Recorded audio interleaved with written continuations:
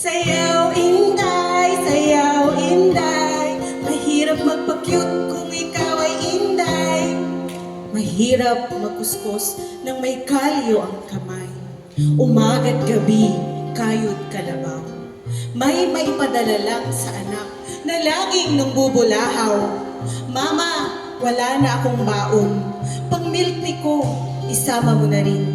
Dagdagan pa ng iyong nanay na nanghihingi ng pambili ng chinsanso at nganga. Sumabay pa si Papa, anak, ang abono ko at pulang kabayo, baka makalimutan mo pa. Si Bunsong umiiyak, Jollibee ang buntong hininga. Ang naiwan sana sa sahod mo, pambili ng kolorete sa mukha. Hiningi pa ng ate mo na may utang sa Bombay at Sultada. Ubus man ang laman ng pitaka, kaligayahan na ang pagbigyan sila. Ako ay isang manggagawa sa isang bansang banyaga na ang tingin ng iba sa akin, ako ay kaawa-awa.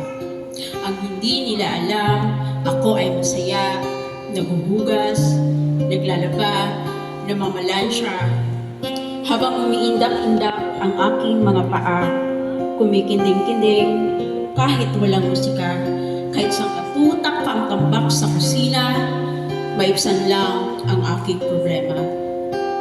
Paano naman kasi? Ang sweldo ay parang isang ipo-ipo kay nagling naglaho. Talo pang isang dilubyo sa magulong mundo. Wala pati sa pagtatrabaho, tila araw-araw nag-aararaw, tinitiis ang mga binting masakit, hindi makahakbang namimilipit, parang isang paslit kung makakapit. Sa araw ng linggo, kami ay masaya at nakatawa. Nakabihis ng maganda na parang prinsesa. Ngunit butas na ang bulsa. Naka-makeup rin, pero marami pang bayarin. Pero feeling okay pa rin kahit wala nang sasabuhin. Mas okay na yung ganitong sitwasyon dahil may inasahan namang solusyon sa problemang pinansyal ng mga pinapaaral namin. Kaya mga anak, update din. Isang bati at selfie lang, ayos na sa amin. Isinugal ang ating buhay upang makapaglakbay. Para itong isang laro na tungit sa kapitbahay. May uuwi na puno ang pitaka, may uuwi na luhaan ng mga mata. Kung ano man ang ating magiging kapalaran sa ating pakikipagsapalaran sa ibang bayan, sadyang sa ating mga palad ay nakaukit na yan.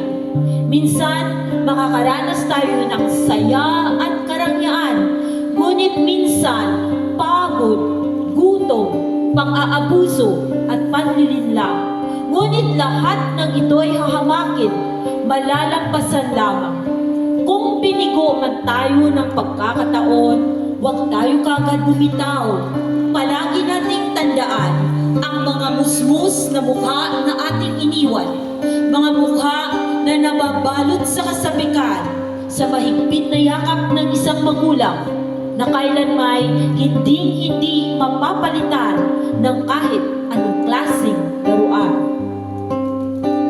Ito ang aming kwento. Bagong bayani ang tawagin sa bayang aming pinagmulan. Kami, mga maralitang mamamayan na naghangad ng mas muntiang pastulan. Dasal at tibay ng loob ang tanging sandata para makipagsapalaran sa lupang banyaga. Ang iba'y nagbilang na ng dekada.